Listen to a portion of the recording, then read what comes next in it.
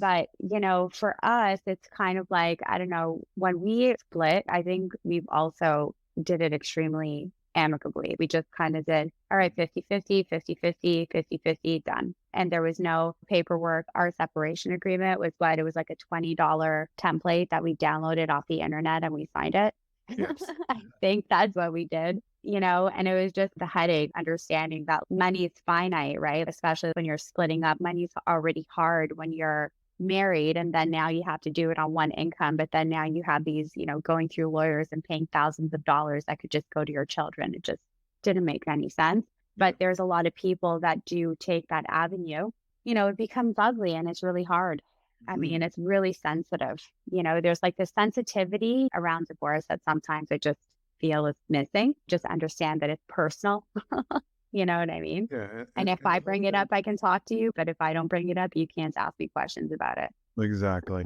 And the whole thing with Yeah. lawyers and, the fighting, the custody battles, payments, a lot of people who I've talked to some people about this kind of stuff, and they're like, well, I live a very complicated life and we have a lot of complicated investments. We have a house, we have this, we had all that, right? Mhm. But we still knew it wasn't like we were renting and it was really simple and just walk away. No.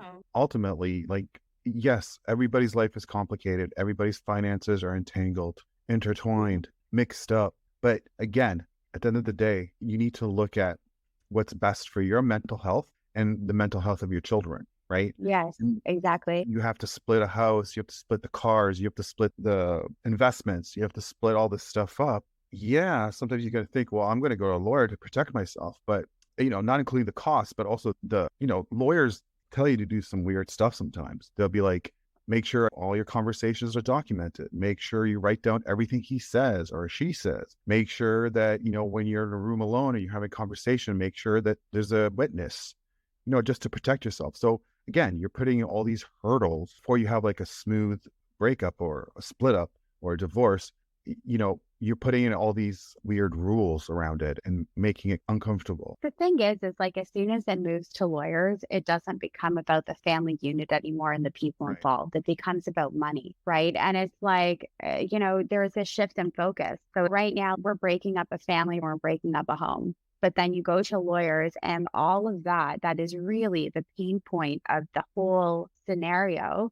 The focus is now taken off of what's truly important. And yes, the money and all of that stuff, I understand it. We all need it to live. I get it. But at the same time, it's like, there's got to be this fairness. At some point, you cared about your partner, whether it was for 5 minutes or 10 years or 30 years. I mean, you cared about your partner at some point and you want what's in the best interest for them, for the kids, all of it. Personally, thinking about lawyers stresses me out and gives me gray hair. They go for the jugular, the lawyers, it feels like. It's like whatever they can get, like the maximum they'll go for, right? And so there's never a win-win. There's always somebody that loses. And then the tainting of all that with that shift of, now we're taking the focus off of the family unit. It's now being put onto the lawyers now and the money. There's emotional scarring that happens. And sometimes what makes divorce worse is not what happened in the marriage, but how it's dealt with afterwards. You know what I mean? In the marriage, it's only the two people that are affected. Once you take it out of the marriage and you're dealing with a divorce, you're hurting a lot more people around you. There's a lot of people that are being affected by it, right? Because now also, how is it that we should be speaking to this person?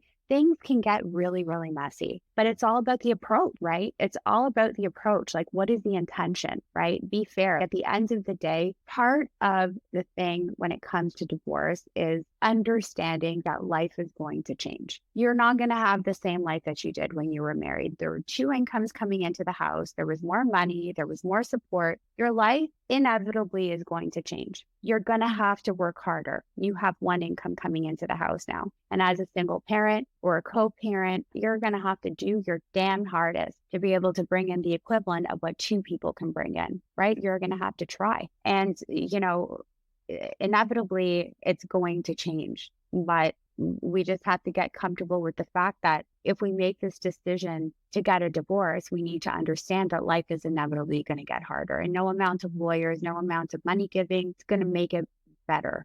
It's not. I mean, it's going to be hard regardless. Where I think it matters, I think one of the things that I truly appreciate about our relationship is our flexibility and the support that we give each other. Like sometimes, like if let's say, for example, like when I had to go away on those business trips or whatever, it was like I would call you like, hey, I'm going to go away for the weekend. I have the kids on this day and this stage. You mind taking them? And then we'll just kind of even it out. You're like, yeah, no problem.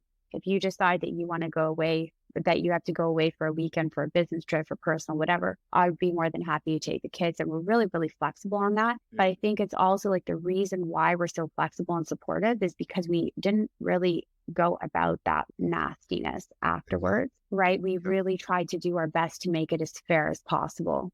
Right. And back to the point where you were talking about, lawyers always telling you to go for the jugular, Yeah. it's true.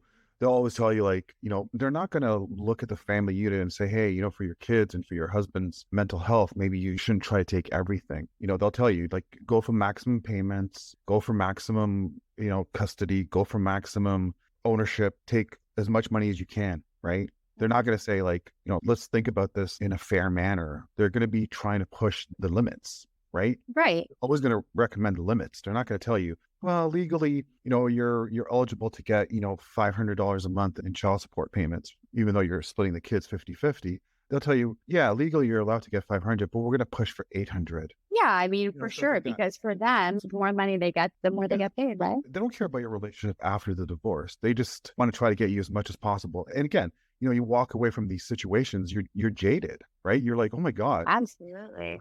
I was in love with for 10 years. And this is what he's doing to destroy my life, or she's doing to destroy my life. It's just, it's very difficult to have a healthy relationship after talking to a lawyer who tells you to go for the jugular, which a lot of them do. I agree with you 100%. I mean, for me, the less lawyers, the better. Like, I just think that there's so many other things that are important. And I get it. Like I said, the money thing, that's the reason why people go for lawyers. I want payments. I want this. I want that. I need support, and I think every situation is definitely different. But where it can be avoided for me anyway. That's just the way how I work. There's no scars after that, right? The focus always remains on the kids. The reality is like when you get a divorce, it's a failure essentially, right? Like your marriage didn't end up working out. Now, it doesn't have to be perceived as a failure as you're moving forward and you're going to try to rebuild yourself after this and all of that stuff.